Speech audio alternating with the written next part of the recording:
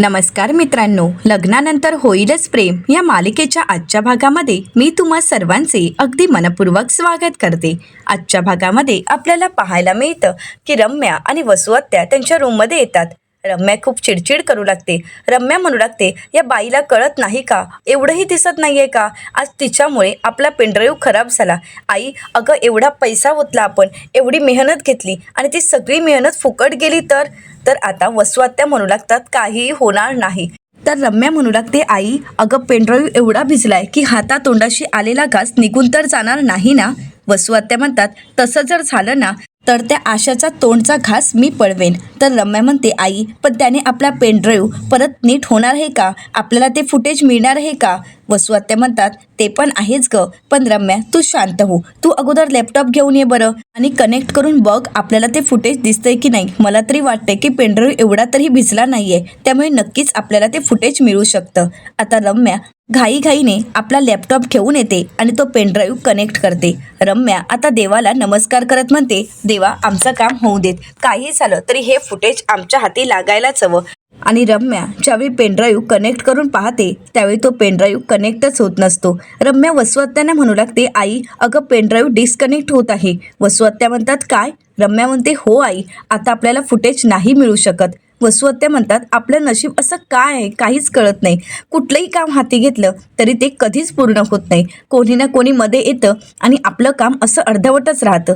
आता कसं मिळवायचं हे फुटेज। आता रम्याच्या लक्षात येतं। रम्या म्हणते, आई एक मिनिट, या अगोदर सुद्धा माझा पेनड्राईव्ह असा डिस्कनेक्ट होत होता, त्यावेळी मी त्याला उन्हात सुकवलं होतं, उन्हात वाळवल्यानंतर तो पुन्हा एकदा कनेक्ट झाला होता। मी या पेनड्राईव्हला सुद्धा उन्हात ठेवते, म्हणजे थोड्या वेळानंतर आपल्याला तो व्हिडिओ पाहता येईल। वसुआत्या म्हणतात, बरं ठीक आहे, जा तू टेरेसवर ठेवून ये। तर वसुआत्या पुन्हा एकदा रम्याला थांबवतात आणि म्हणतात, थांब, ठेवून येऊ नकोस, तो वाळेपर्यंत तू तिथेच थांब आणि पेनड्राईव्ह वाळला की त्यानंतर तूच घेऊन ये। अगं रम्या, आपलं नशीब इतकं खराब आहे ना, आकाशात कावळा जरी उडत असेल ना आणि त्याला जर हा पेनड्राईव्ह दिसला तर तोही हा पेनड्राईव्ह घेऊन जाऊ शकतो। आता तर आपण कोणावरही विश्वास ठेवू शकत नाही, त्यामुळे रम्या तू तिथेच थांब आणि हा पेनड्राईव्ह तू स्वतः इथे घेऊन ये। रम्या म्हणते, हो आई, तू बोलतेस ते अगदी खरं आहे, मला तिथे थांबूनच हा पेनड्राईव्ह घेऊन यावा लागेल। असं म्हणत रम्या तिथून निघून जाते। आता वसुआत्या देवाला हात जोडतात आणि म्हणू लागतात, देवा आता तरी आमच्या नशिबाची साथ आम्हाला मिळू देत, या पेनड्राईव्हत त्या काव्याचा बॉयफ्रेंड कोण आहे हे आम्हाला कळू देत, देवा आता तरी आमची साथ दे। तर दुसरीकडे पाहायला मिळतं, जीवाला भेटण्यासाठी काउन्सिलिंगचे सर आता जीवाच्या ऑफिसमध्येच आलेले असतात। जीवाची केबिन पाहतात आणि म्हणू लागतात, छान आहे नवीन केबिन। जीवामध्ये नवीन नाहीये, जुनीच आहे, परंतु पुन्हा एकदा नव्याने मिळवली आहे। तर ते सर म्हणू लागतात, खरंच मेहनतीला तोड नाही आणि तुमच्या या यशाबद्दल तुमचं खरंच अभिनंदन, पण बाकी ज्यावेळी आपण मेहनत करत असतो, आपल्याला यश मिळत असतं, त्यावेळी आपल्या यशात कोणीतरी वाटेकरू असतात, त्यांना विसरू नये। तर आता हे ऐकल्यानंतर जीवा सरांना विचारतो, तुम्ही नंदिनीला भेटून आलाय तर सर म्हणतात की हो, सकाळपासून बऱ्याच जणांना भेटून आलोय आणि त्यात नंदिनी मॅडमला सुद्धा भेटून आलो आहे, परंतु त्या अगोदर मी एका यंग कपलला भेटून आलो आहे। तर जीवाला मात्र काहीच कळत नसतं। सर म्हणतात, या बसा, मी सांगतो। आता जीवा आणि सर केबिनमध्येच बसतात। तर सर जीवाला म्हणू लागतात, काय आहे ना, तुमच्यासारखेच भांडणारे, तुमच्यासारखेच उत्साही आणि तुमच्यासारखेच फसफसणाऱ्या सोड्यासारखे एकमेकांचा त्रास होतो म्हणे, पण यातही गंमत, एकमेकांचा दुर्गुण त्यांना धड सांगताही येईना आणि निघालेत डिवोर्सच्या वाटेवर वेगळे होण्यासाठी। परंतु त्यातला त्यात तो मुलगा मला चांगला वाटला, तो होपफुल वाटला, पण त्यालाच त्याच्या प्रश्नाचं उत्तर मिळत नाहीये, डिवोर्स हवा की नको। पण मग मात्र मी त्यांना तुमचं उदाहरण दिलं।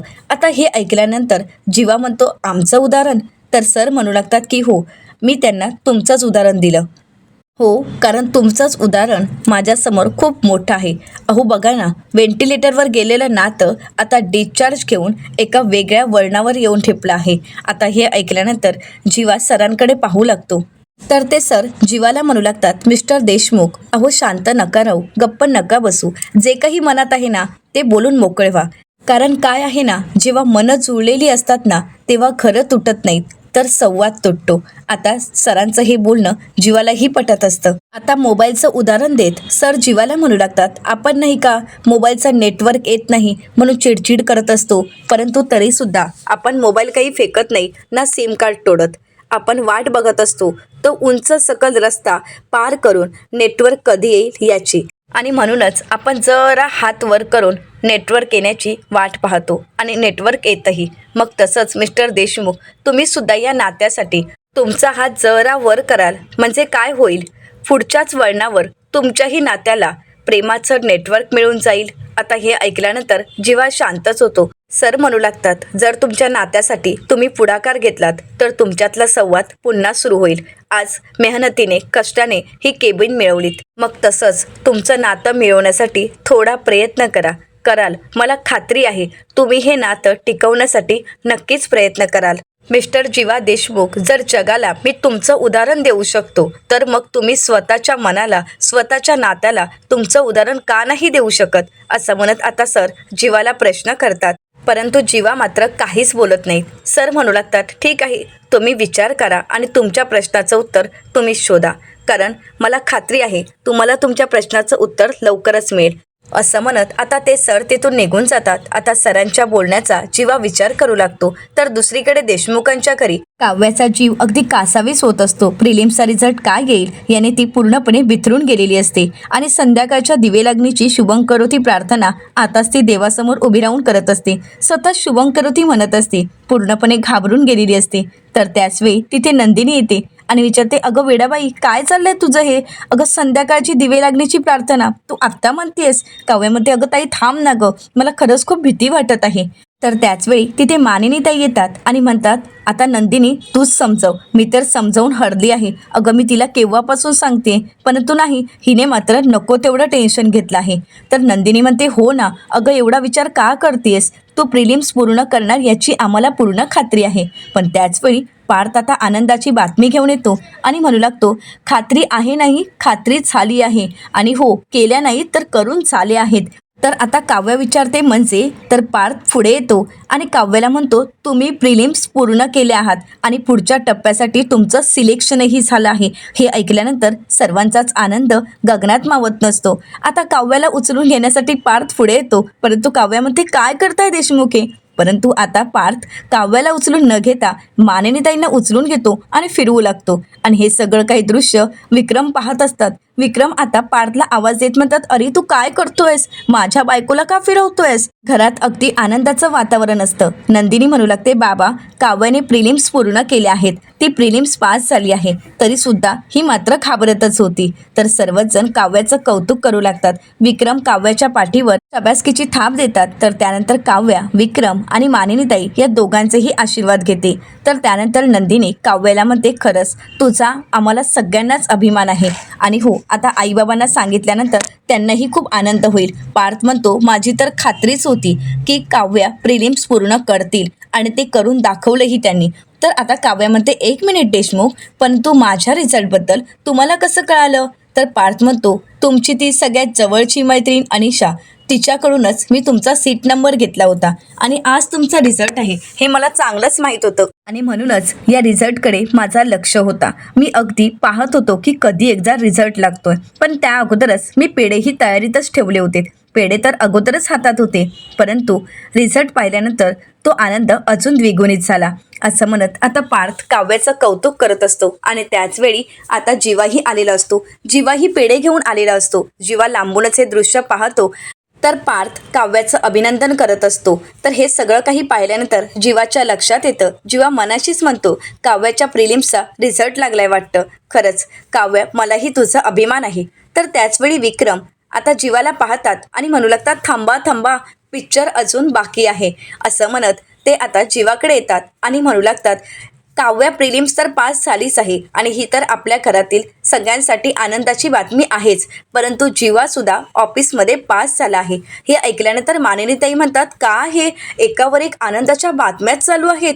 म्हणजे जीवा, तू असं काय केलंयस की ज्यामुळे अजून एक आनंदाची बातमी मिळाली? विक्रम, जीवाने नक्की काय केलं आहे? तर विक्रम जीवाला म्हणतात, जीवा तुझ्या तोंडूनच सांग की तू नक्की ऑफिसमध्ये काय केलंयस ते. चल, असं म्हणत ते जीवाला आतमध्ये घेऊन येतात. आता विक्रम जीवाच्या पाठीवर थाप देत म्हणतात, बोला केबिनवाले साहेब. तर आता मानिनीताई म्हणतात, केबिनवाले साहेब, जीवा नक्की यांना काय सांगायचंय? बोल ना जीवा, कसली आनंदाची बातमी आहे? तर जीवा आता सर्वांना आनंदाची बातमी देत म्हणतो, मी पुन्हा एकदा माझी केबिन आणि माझा पगार मिळवला आहे. म्हणजे ऑफिस जॉईन केल्यानंतर हा माझा पहिलाच पगार आहे. आता हे ऐकल्यानंतर सर्वांचाच आनंद काही गगनात मावत नसतो. तर इकडे नंदिनी मात्र खूप खुश होते. नंदिनीच्या डोळ्यातून आनंद अश्रू असतात. तर पार्थ आता जीवाकडे पाहत असतो. जीवा आपल्या खिशातील तो चेक काढतो आणि म्हणू लागतो, हा आज माझ्या पगाराचा पहिला चेक आहे आणि हा चेक मला माझ्या लक्ष्मीच्या हातात द्यायचा आहे.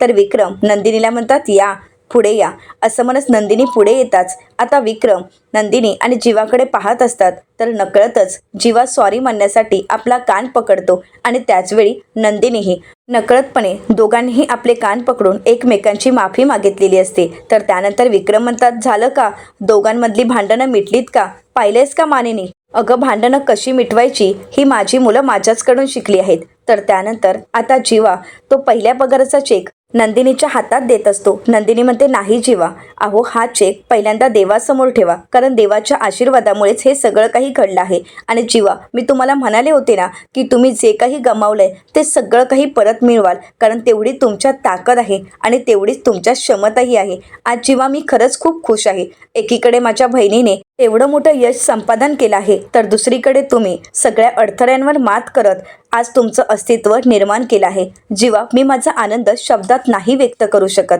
असं म्हणत नंदिनी खूप खुश असते. तर त्यानंतर पार्थही आता जीवाचं कौतुक करतो आणि म्हणू लागतो, हो जीवा, आज तू सिद्ध करून दाखवलंयस की तू पतंग नाही आहेस, तर स्वतंत्रपणे स्वतःचे निर्णय घेत आणि स्वतःचं यश संपादन करत उडणारं एक पाखरू आहेस. तर त्यानंतर जीवा म्हणतो, आलोच मी, असं म्हणत जीवा आता देवासमोर चेक ठेवतो आणि त्यानंतर देवासमोर पेढे ठेवतो आणि आता पेढे देण्यासाठी तो सर्वांसमोर येतो. जीवा म्हणू लागतो, मी तुम्हा सगळ्यांसाठीच तोंड गोड करण्यासाठी पेढे घेऊन आलो आहे. तर आता मानिनीताई म्हणतात, आज तर काही कळतच नाहीये, देवाने एक नाही तर दोन आनंदाच्या बातम्या देऊन बोनसच पाठवला आहे. तर पार्थ म्हणतो, हो ना, मी सुद्धा पेढे घेऊन आलो आहे, आज तर तोंड गोड व्हायलाच पाहिजे. विक्रम म्हणतात, चला चला मग आता वाट कशाची पाहताय, पार्थ तू काव्याला पेढा भरवायचा आहे आणि नंदिनी तू जीवाला भरवायचा आहे, चला बरं. आता सर्वच जण एकमेकांकडे पाहू लागतात. तर त्याचवेळी पार्थ म्हणू लागतो, एक मिनिट, मला काय म्हणायचंय की लग्नानंतरचं हे तुझं पहिलंच यश आहे ना. तर इकडे नंदिनी म्हणू लागते, पार्थ तुम्ही सुद्धा तोच विचार करताय का जो मी करत आहे. तर मानिनीताई म्हणतात, कसला विचार, आम्हाला सुद्धा सांगा ना. नंदिनी म्हणते, हाच विचार, लग्नानंतर या दोघांचं हे पहिलंच यश आहे ना. जीवा आणि काव्या तुम्हा दोघांचं, मग तुम्ही दोघांनी पहिल्यांदा एकमेकांना पेढे भरवायला हवेत. आता हे ऐकल्यानंतर जीवा आणि काव्या एकमेकांकडे धक्क्यानेच पाहू लागतात. विक्रम म्हणतात, अगदी बरोबर. तर काव्या म्हणते, लग्नानंतर तुम्हा दोघांनाही मिळालेलं हे पहिलंच यश आहे, मग चला दोघांनाही एकमेकांना पेढा भरून तोंड गोड करून घ्या. तर आता विक्रम म्हणतात, चला चला दोघांनीही समोरासमोर या आणि एकमेकांना पेढा भरून तोंड गोड करा. आता शेवटी काव्याला समोर यावंच लागतं आणि जीवाही समोर येतो. दोघंही एकमेकांकडे पाहत असतात. दोघांच्याही मनावर दडपण असतं, परंतु दोघंही काहीच बोलत नाहीत. तर दुसरीकडे पाहायला मिळतं, वसू आत्या पेनड्राईव्हची वाट पाहत असतात. वसू आत्या म्हणू लागतात, देवा एकदा तो पेनड्राईव्ह नीट होऊ देत आणि त्यातील फुटेज आम्हाला पाहायला मिळू देत.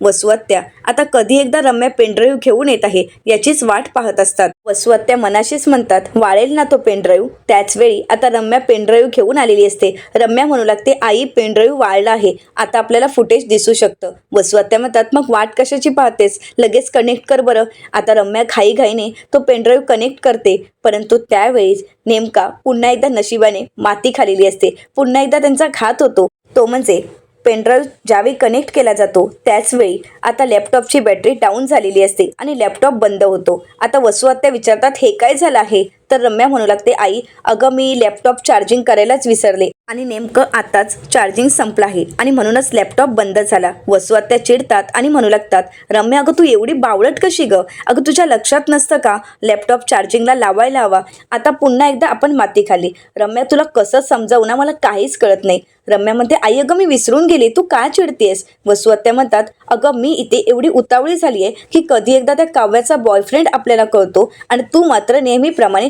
काही ना काही उद्योग करतेस आणि आपल्याला ती गोष्ट कळतच नाहीये. तुला कळत नाहीये का रम्या. रम्या म्हणते, आई एक मिनिट, असं म्हणत रम्या आता लॅपटॉप चार्जिंगला लावायला जाते. वसू आत्या म्हणतात, मी सुद्धा येते तिथे, असं म्हणत वसू आत्या आणि रम्या तिथून निघून जातात.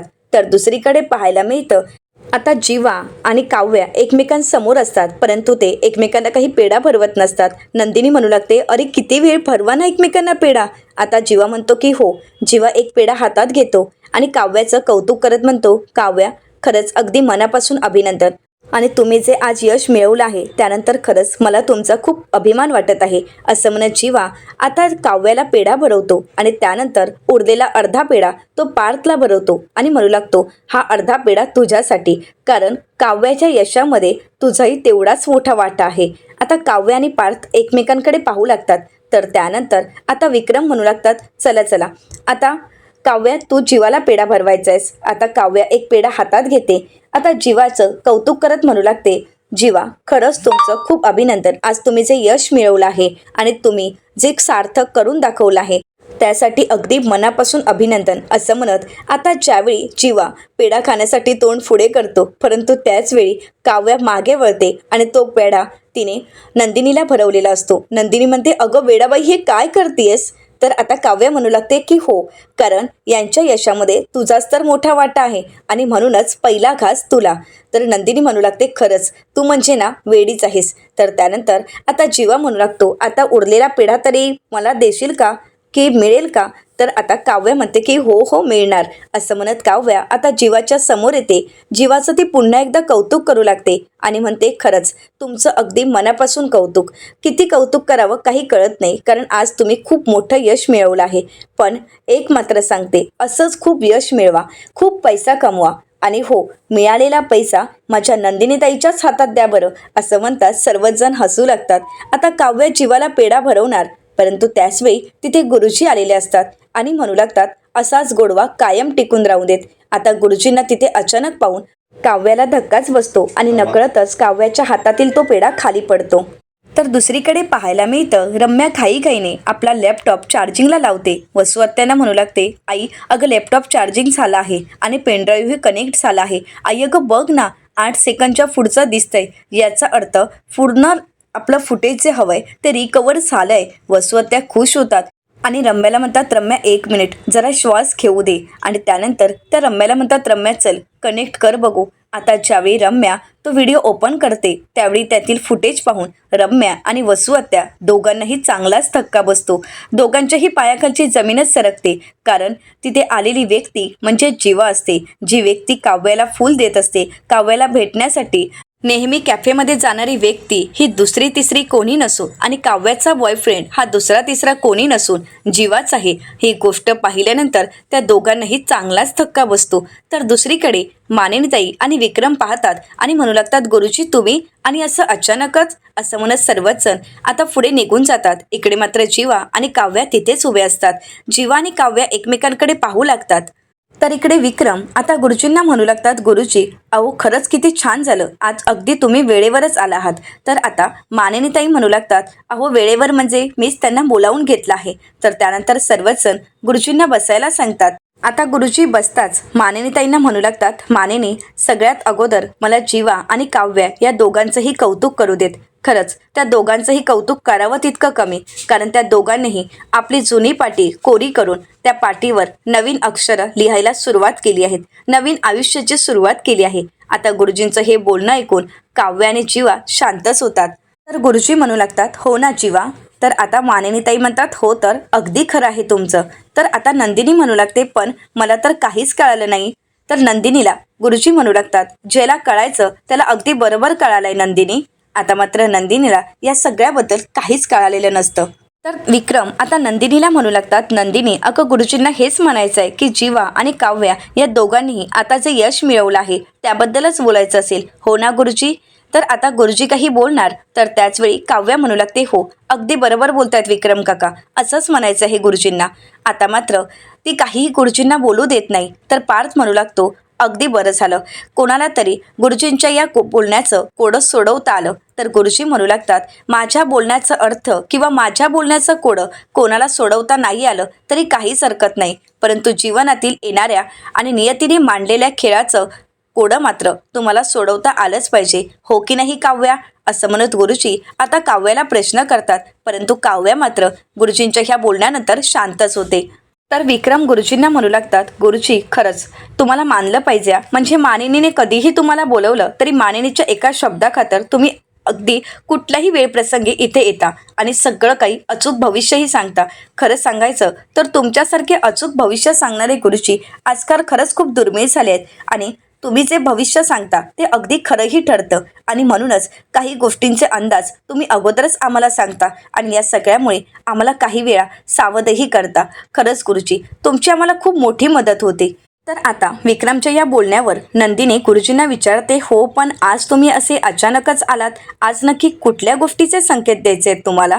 आता मात्र कोणाला काहीच कळत नसतं. इकडे नंदिनी मात्र घाबरून गेलेली असते तर दुसरीकडे पेनड्राईव्ह पाहिल्यानंतर रम्याची चिडचिड होऊ लागते. रम्या वसू आत्यांना म्हणू लागते, हा जीवा का इथे मरतोय, तो का तडमडतोय ते? तर आता रम्याला वसू आत्या म्हणू लागतात, रम्या अगं शांत हो, भास्करने त्याला बोलवला होता तेव्हा तो गेला असेल कदाचित कॅफेमध्ये भेटायला, पण तू पुढचं फुटेज बघ ना. आता रम्या पुढचं फुटेज पाहते परंतु तिथे बाकी कोणी नसतं, जीवाच काव्याच्या समोर असतो.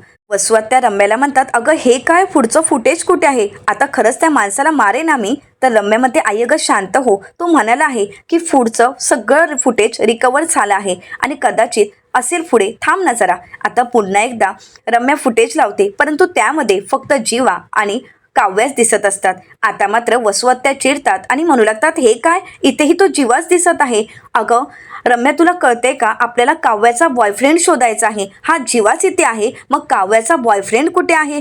असं म्हणत आता ते रम्याला प्रश्न करतात. रम्या मात्र शांतच होते आणि विचार करू लागते. तर दुसरीकडे पाहायला मिळतं मानिनीताई नंदिनीला म्हणू लागतात, नाही ग नंदिनी, आज ते कुठले संकेत वगैरे द्यायला आले नाहीयेत, परंतु आम्हा देशमुखांकडे डिसेंबर महिना तेवढा लाभाचा जात नाही. म्हणजे गेल्या वर्षी या दोघांची स्पर्धा होती आणि यांना माइंड अटॅक आला आणि म्हणूनच ती भीती कायमच मनात राहिली. डिसेंबर महिना आला की मनाची हुरहुर, मनाची धगधग वाढत जाते, कारण त्या अगोदर हे आपल्या ऑफिसमध्ये संक्रांत आली होती आणि म्हणूनच गुरुजींनी आपल्यासाठी पूजा केली होती. यावर्षीही असं कुठलंही संकट येऊ नये यासाठीच मी अगोदरच गुरुजींना इथे बोलावून घेतलं आहे. आता न राहून काव्या गुरुजींना विचारते, गुरुजी या महिन्यात नेमकं काय घडणार आहे? तर गुरुजी काव्याच्या प्रश्नाचं उत्तर देत म्हणतात, जे घडणार आहे त्याची अगोदरच सुरुवात झाली आहे. आता हे ऐकल्यानंतर काव्या आणि नंदिनी या आणि घरातील सर्वांनाच धक्का बसतो. तर येणाऱ्या पुढील भागामध्ये आपल्याला पाहायला मिळतं जीवा नंदिनीसाठी गिफ्ट घेऊन येतो तर दुसरीकडे पार्थ काव्यासाठी. तर आता नंदिनी जीवांना विचारते, हे काय आणलं आहे? तर दुसरीकडे पार्थ आता काव्याच्या हातामध्ये तिचं गिफ्ट देत म्हणतो, नावातून नात्याकडे नेणारं असं हे तुमच्यासाठी खास गिफ्ट आहे. आता काव्या पाहते तर त्या गिफ्टमध्ये एक लॉकेट असतं आणि मंगळसूत्रासाठी त्याने ते लॉकेट बनवून घेतलेलं असतं. त्यामध्ये पार्थ आणि काव्या यांचं एकत्र नाव असतं काव्यार्थ. आता हे लॉकेट पार्थ काव्याच्या हातात देतो तर दुसरीकडे जीवा नंदिनीसाठी साडी घेऊन येतो. तर इकडे वसू आत्या रम्याला म्हणू लागतात, इथे तर काव्याचा बॉयफ्रेंड दिसतच नाहीये, इथे फक्त काव्या आहे आणि हा. तर त्याचवेळी रम्या म्हणू लागते, काव्याचा बॉयफ्रेंड जीवा आहे. आता मात्र देशमुखांच्या घरी अगदी वादळ येऊन ठेपलेलं असतं. आता हे वादळ नंदिनी आणि काव्या कसं परतवून लावतील हे पाहणं अतिशय रंजक ठरणार आहे. मित्रांनो, अशाच मालिकांचे नवनवीन अपडेट पाहण्यासाठी चॅनलला नक्कीच सबस्क्राईब करा. धन्यवाद.